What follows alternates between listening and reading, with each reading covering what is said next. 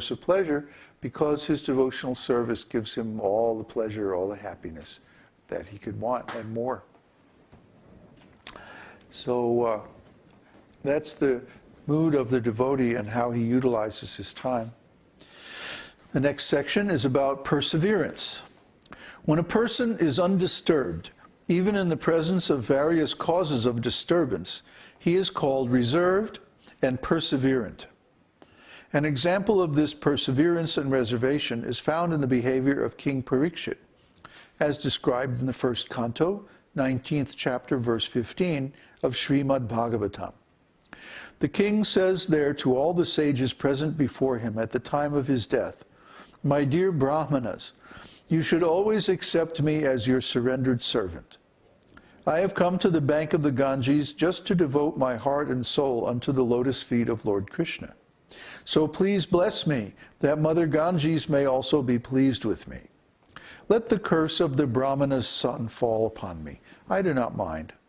I only request that at the last moment of my life, all of you will kindly chant the holy name of Vishnu, so that I may realize his transcendental qualities." This example of Maharaj Parikshit's behavior, his remaining patient even at the last point of his life, his undisturbed condition of mind, is an example of reservation. This is one of the characteristics of a devotee who has developed ecstatic love for Kṛṣṇa. A good example of perseverance would be Arjuna. Arjuna was harassed and attacked by his cousin brothers, the Kauravas, the 100 sons of Dhritarashtra. They gave him no peace, him and his brothers, for basically for 100 years. Talk about a family feud. This conflict between the Kauravas and the Pandavas, it seems like it just went on and on and on and on. And they would think they just had everything resolved, and then a new calamity would happen. And like that, it was going on and on. But Arjuna and his brothers never gave up. They knew they had the friendship and the support of Lord Kṛṣṇa. They knew that Dharma was on their side, so they persevered. Perseverance means that, well, for example, in my own life, even though all my god brothers tried to discourage me, even though my family cheated me in so many ways, and so many nasty things happened, that I never gave up.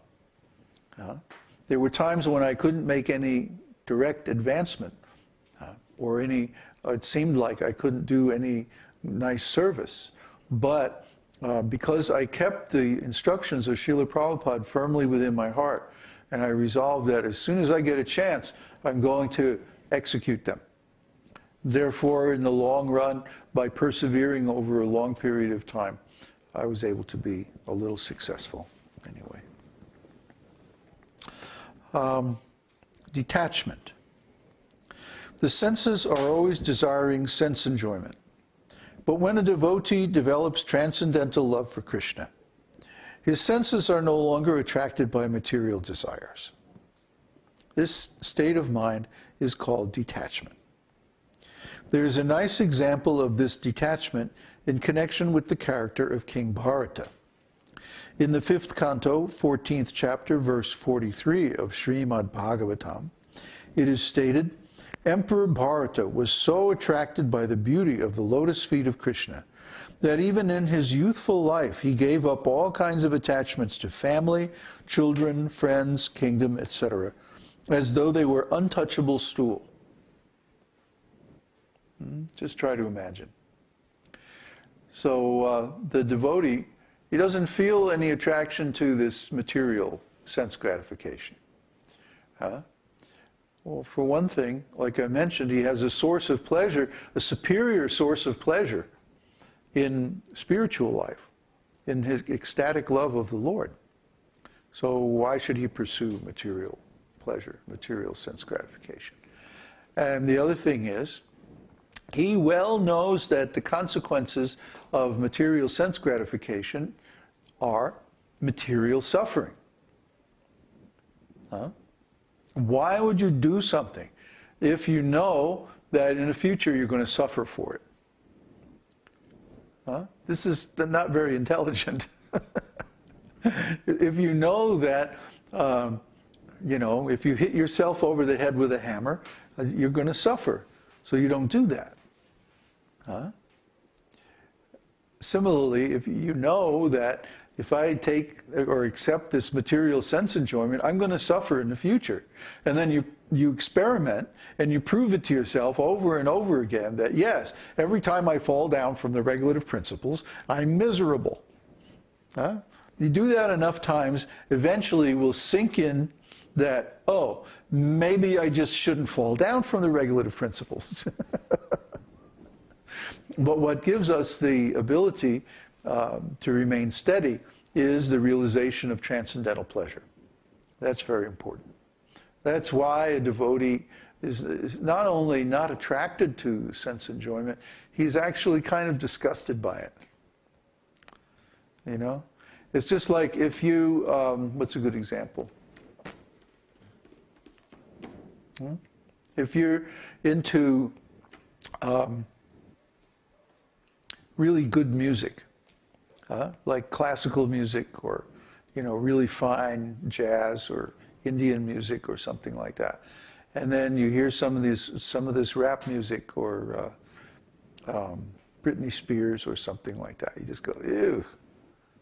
Your ears automatically just like, it grates on your ears. It's just like, ooh, ah. You reject it automatically. If you have developed a higher taste, see, a finer appreciation for a better quality, better aesthetic. So it's like that with spiritual pleasure. Once you've tasted this spiritual pleasure, you never want to go back to material pleasure. It's like, what's the use? What's the point? It's not at all attractive. It's ugly. It's crass. It's gross. It's ew. So a devotee feels like that, detached. Emperor Bharata provides a typical example of detachment. He had everything enjoyable in the material world, but he left it. This means that detachment does not mean artificially keeping oneself aloof and apart from the allurements of attachment. That's a very important point. Even in the presence of such allurements, if one can remain unattracted by material attachments, he is called detached. See, in the neophyte stage, the devotee tries to use willpower.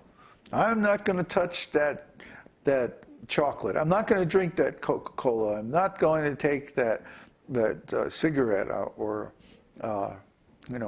whatever it is that we're attached to. Sex life is usually the main one. And it takes a willpower, and he keeps falling down again and again. And this is because he has not developed transcendental pleasure. See, as soon as that happens, then it's easy to give these things up. Of course, in the beginning, a neophyte devotee must try to keep himself apart from all kinds of alluring attachments. But the real position of a mature devotee is that even in the presence of all allurements, he is not at all attracted. That is the actual criterion of detachment. One time, Srila Prabhupada said, I could be in a room full of naked women and I would not be attracted. He said, that's the difference between me and you. He was talking to his sannyasi disciples. That you are forcibly controlling the senses. But my senses they don't have any attraction to these things. What's the attraction? See? If a devotee sees a naked woman, he thinks, oh, I should hook her up with Kṛṣṇa. Kṛṣṇa can satisfy her. I can't satisfy. Pridelessness. When a devotee, in spite of possessing all the qualities of pure realization, is not proud of his position, he is called prideless. In the Padma Purana, it is stated that King Bhagirath was the emperor above all other kings. Yet, he developed such ecstatic love for Kṛṣṇa that he became a mendicant and went out begging even to the homes of his political enemies and untouchables. He was so humble that he respectfully bowed down before them. There are many similar instances in the history of India. Even very recently, about 200 years ago or less, one big landlord known as Lal Babu, a Calcutta landholder, became a Vaishnava and lived in Vrindavan. He was also begging from door to door, even at the homes of his political enemies. Begging involves being ready to be insulted by persons to whose home one has come. That is natural, but one has to tolerate such insults for the sake of Kṛṣṇa. The devotees of Kṛṣṇa can accept any position in the service of Kṛṣṇa. So we're not attached to the position, we're not attached to honor, prestige. These are all